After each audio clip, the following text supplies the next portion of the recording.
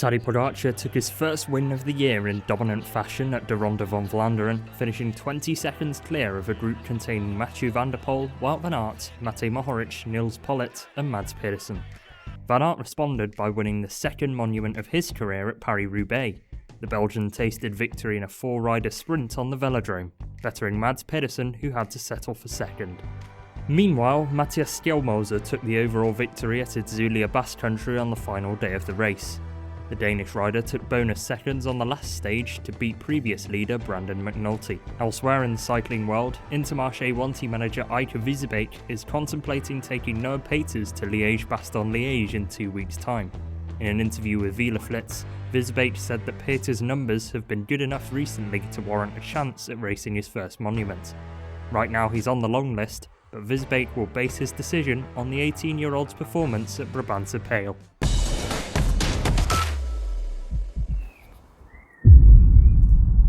It's on the final climb that victory is decided. We've got to try and arrive well placed at the foot in order to get a decent result at the top. Go! Let's go! And we stay together as best we can up to the final climb. Have a good race. The team have gone with two co-leaders of Lorenzo Rota and Vito Bright, with many other options that we can play, including Jonas Rutsch, who we've thrown into a very strong 9-rider breakaway that includes the likes of Wout Poels, Jenna Berkmoes, Gonzalo Serrano and many other competent riders, including ourselves. It's going to be a difficult breakaway to bring back, and with 41 kilometers to go, the gap is going out. It's above a minute now and approaching 1.5 minutes. So the peloton have got to be wary of this. UAE Team Emirates have been pacing on the front, and Noah Peeters has been doing a fantastic job. Just look at the amount of riders that have already been dropped, and Peeters is still in there, so that's good for his Liège-Bastogne-Liège hopes. 30 kilometers to go now, and Jonas Rutsch is still in a breakaway, but it looks destined to fail, unfortunately. He is almost totally out of energy. The breakaway have done well to hold off the peloton for this long, and the peloton is very much dwindling in numbers. So that's going to give us plenty of options to throw once the peloton catches up with this breakaway. This is a very good race for us so far, but there are plenty of great riders at this race, including the likes of Tadej Pogacar, Matej Mohoric, and multiple others, Remco Evenepoel as well. 15 kilometers to go, and Jonas Rutsch will be the final member of the breakaway to get caught by the peloton, which means it's now over to Lorenzo Rota and Vito Bright. And with the way the race has gone, Vito Bright will be our leader. He's got the most energy entering this final 10 kilometers, so Bright is going to be the man for Brabantse Pijl. And he's got to make his way up the peloton right now, because it's still quite a big group approaching the final climb to the finish. So Bright's got to make his move soon. It's been a good ride from a lot of our team, including Peeters, to position him at the important moments and get him in this leading group of just over 50 riders. So Bright is going to do all he can to get a good result for the team.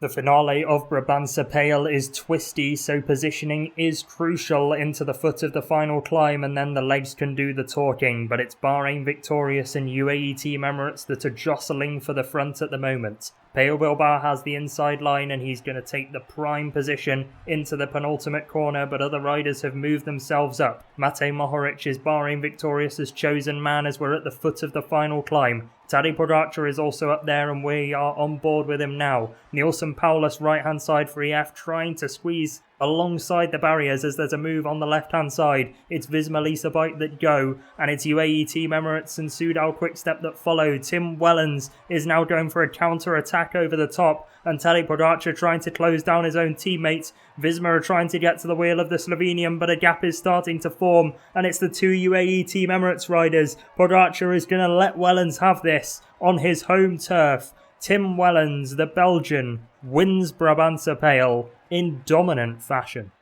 Here are the results then. Tim Wellens wins Brabantse Pijl ahead of teammate Tadej Pogacar. Remco Evenepoel finished third with Matej Mohoric fourth. But look at the names that Vito Bright is surrounded by. A top 20 for Intermarché Wanty is a fantastic result on the race, because look at the names. He's beaten the likes of Ayuso, Kwiatkowski, Schoins, etc. That is a damn good result for us. And it wasn't just a good result for Vito Bright. Noah Peeters finished with Andreas Kruijn and Mauro Schmid and has got a place in the Intermarché 1T team for Liège-Bastogne-Liège, which is exactly the same lineup as Brabantse-Pijl. But who are we up against? Well, there's Tadej Pogacar and Tim Wellens, who have won in Belgium this season. Mark Hirschi claimed victory at La Flèche Wallonne just before this race too, and I'm sure Mathieu Van Der Poel is eager to add to his Milano-San Remo crown. Let's see how this goes.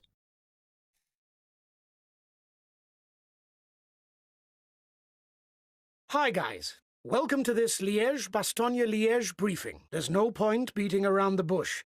You're at the start of one of the hardest races of the year. It's long and there are plenty of steep climbs.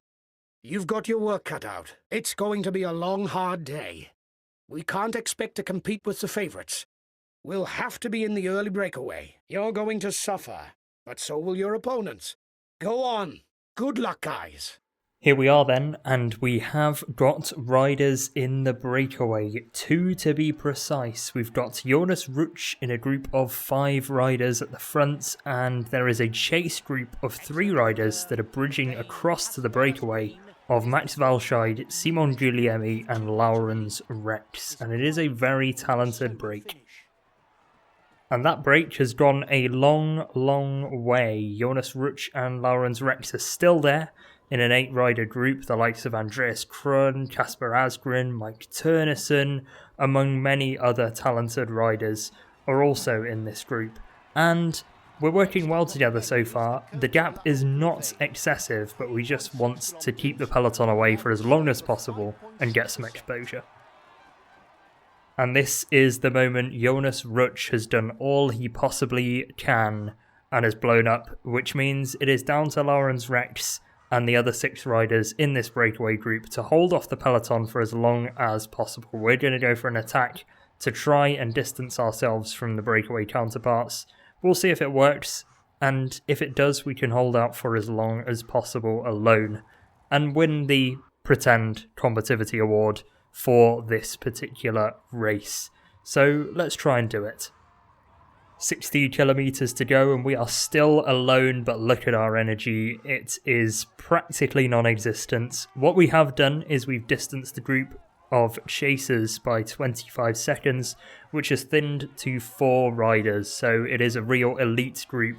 Now, the best of the breakaway Max Walscheid goes off the back, so it's now a group of 3 chasing us down, and we look to be the strongest rider in this breakaway with Laurens Rex, so I will take that. Elsewhere in the group, our domestiques are being shelled out of the back of the peloton, and Lorenzo Rota is going to be our leader for the day from the peloton, as Laurens Rex will continue on his solo mission for as long as he possibly can. Just under 50 kilometers to go then, and the gap is starting to tumble once more, but we have made it over a couple more climbs. And Rex is doing a very solid job of staying out front. The rest of the breakaway have been reeled in, but it is Q36.5 and Quick-Step for Pidcock and Remco Evenepoel, who are on the front of the peloton right now. Tadej Pogacar is in this race as well, as is Mathieu Van Der Poel, so expect those guys to be up towards the front. But at the front at the moment is Laurens Rex, and he is being closed down very quickly by a Gianluca Brambilla-led peloton.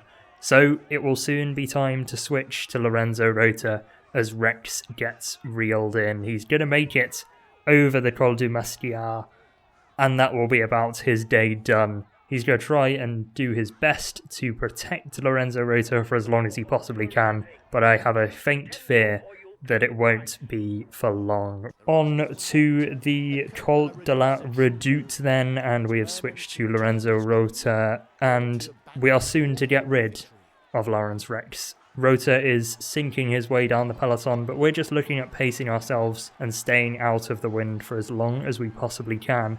Gonna have to do an attack here to make the gap back up to the leading riders, but I don't want to explode myself too early. I just want to cling on for as long as possible, because I know that I'm not going to win this race with Lorenzo Rota, so we're just hanging on for as good of a result as we can possibly get. And now it is UAE Team Emirates who are really forcing the issue at the front of this race. It's Yates, it's Pogacar, it's Van Der Poel as well. in that silly little World Champions jersey that I can't get rid of.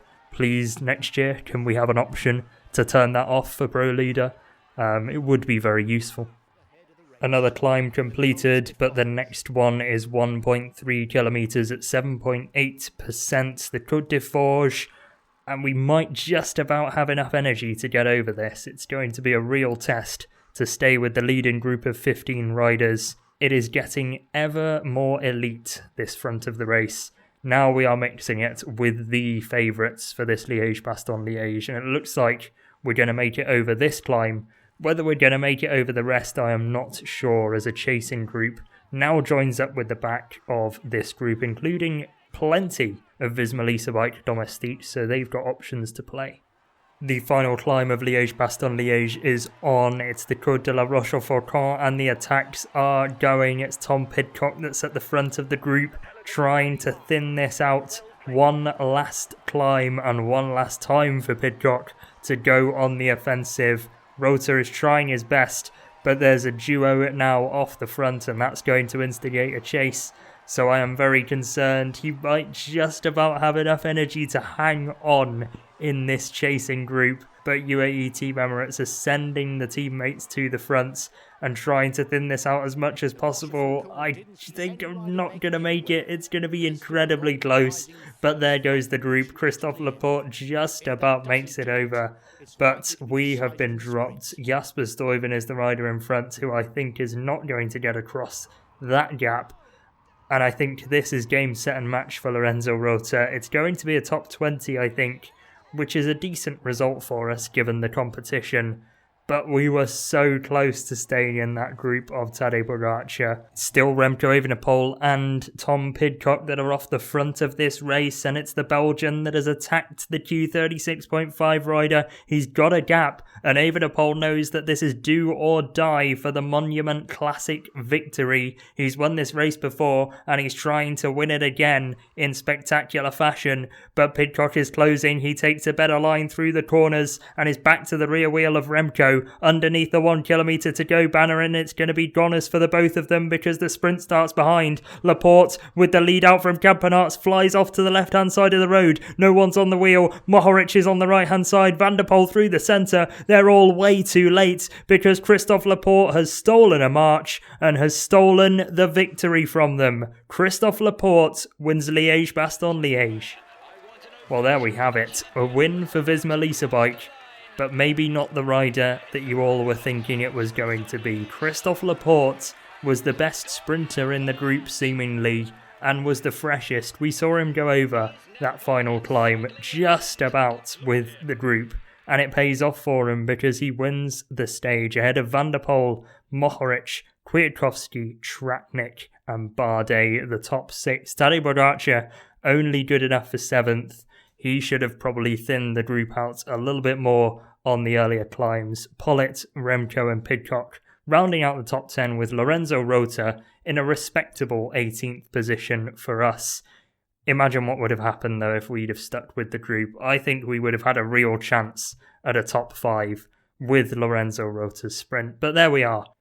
A thoroughly respectable performance then, and Noah Peeters has his first monument in the books. But we're heading back to the stage races in the next episode because we are going to have a totally different set of stages to go ahead and try and be competitive in. Who knows, we might get the chance to fly up in a few breakaways, but we'll have to leave that for the next episode.